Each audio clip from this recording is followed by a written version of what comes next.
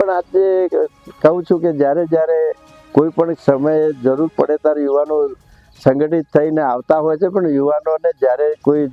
સામાજિક આગેવાન અપીલ કરતો હોય કે આજે આપણે આટલેથી બંધ કરવાનું છે કે આટલેથી આ વાતને પડતી મૂકવાની છે, તો એવું યુવાનોએ માની જવું પડે અને માને તો જ આ સંગઠન અને સમાજને કોઈ નુકસાન ના થાય અને સમાજનો પણ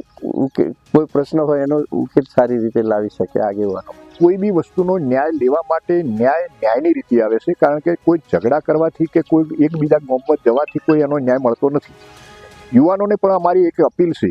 કે ખરેખર શાંતિપૂર્વક કોઈ બી વસ્તુમાં આપણે જે તે ન્યાય માટે ભેગા થઈએ, તો ભેગા થઈને કોઈ આગેવાન આપણા કહે કે ખરેખર આ રીતે આપણે કમ્પ્લીટ જે તે 10 થી 15 દિવસમાં કે અઠવાડિયાની અંદર આનો નિર્ણય આવશે, તો આપણે એટલેથી થોડીક બ્રેક મારવી પડે અને આગેવાનોનું પણ આપણે સ્વીકારવું પડે અને આવા આક્રોશમાં આવી અને ખરેખર એકબીજા સમાજને નુકસાન થાય એવું પગલું ન ભરાય એવી અમારી એક અપીલ છે. અમારી તમામ માહિતીથી અપડેટ રહેવા માટે જોડાયેલા રહો S9 ન્યૂઝ સાથે.